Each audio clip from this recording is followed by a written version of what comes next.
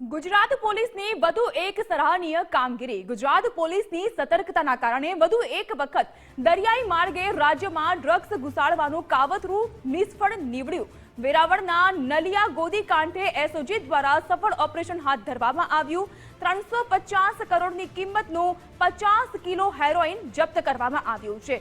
3 મુખ્ય સૂત્રધાર સહિત 9 આરોપી સકંજામાં આવી ચૂક્યા છે। ઈરાનથી ટંડેલ ખલાસી મારફતે વેરાવળ લાવવાનો જે કારસો રચવામાં આવ્યો હતો તે આખરે નિષ્ફળ સાબિત થયો। ગુજરાત પોલીસ અને કોસ્ટગાર્ડ દ્વારા વધુ એક વખત સફળ ઓપરેશન હાથ ધરાયું।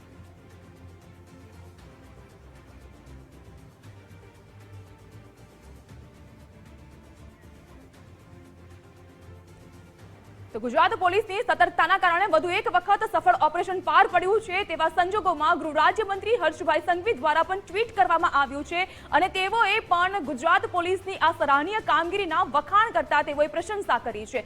કારણ કે દરિયાઈ માર્ગે અવારનવાર ગુજરાતમાં જે નશીલા પદાર્થ ઘુસાડવાનું કાવતરું રચવામાં આવતું હોય છે અને એ કાવતરાનો પર્દાફાશ પણ ગુજરાત પોલીસની સતર્કતાના કારણે થતો હોય છે। તેવા સંજોગોમાં ઈરાનથી દરિયાઈ માર્ગે ટંડેલ ખલાસી દ્વારા વેરાવળ જે નો જથ્થો લાવવામાં આવ્યો હતો તે જથ્થાને જપ્ત કરી લેવામાં આવ્યો છે।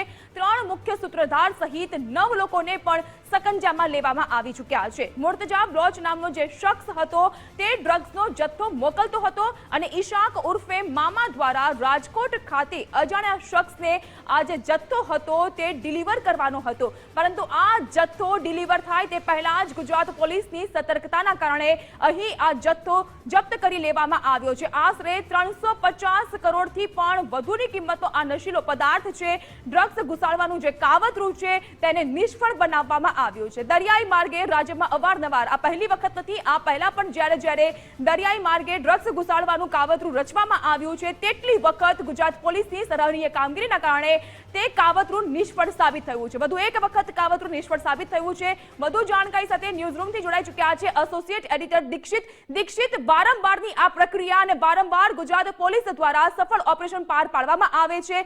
દરિયાઈ માર્ગે રાજ્યમાં ઘૂસે તે પહેલા જ નશીલા પદાર્થને જપ્ત કરવામાં આવે છે। વધુ એક વખત વેરાવળના દરિયાકાંઠેથી ઝડપાયું છે 350 કિલોથી વધુનો 350 કરોડથી વધુનો ડ્રગ્સ।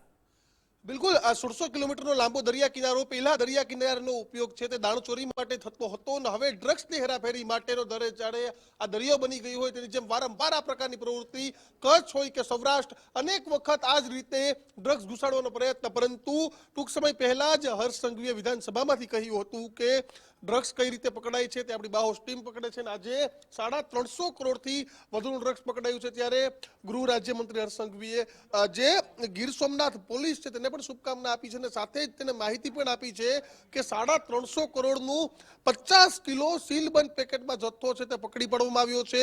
એસઓજી અને એનડીપીએસની ટીમ દ્વારા આ સંયુક્ત ઓપરેશન છે તે પાર પાડવામાં આવ્યું છે અને ઓપરેશન અંતર્ગત 3 આરોપીઓ સહિત 9 આરોપીની ધરપકડ છે તે કરવામાં આવી છે।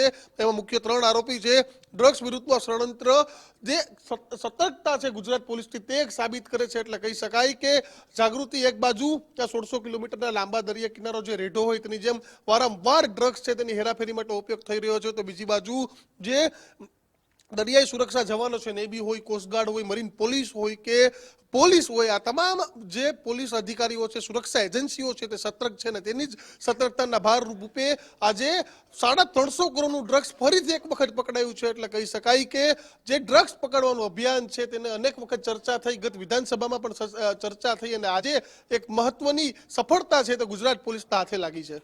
જી આભાર દીક્ષિત તમામ જાણકારી આપવા માટે। તો વધુ એક વખત વેરાવળના દરિયાકાંઠેથી 350 કરોડની કિંમતનું ડ્રગ્સનો જથ્થો જપ્ત કરી લેવામાં આવ્યો છે। વેરાવળ પોલીસની સતર્કતા, એસઓજી અને એનડીપીએસની જે સંયુક્ત કામગીરી છે સફળતાપૂર્વક એ ઓપરેશન પાર પાડ્યું કે જે ડિલિવર થાય આ નશીલો પદાર્થ અને ડ્રગ્સ ડિલિવર કરવામાં આવે રાજકોટમાં તે પહેલા જ તેને સતર્કતાના કારણે જપ્ત કરી લેવામાં આવ્યું છે।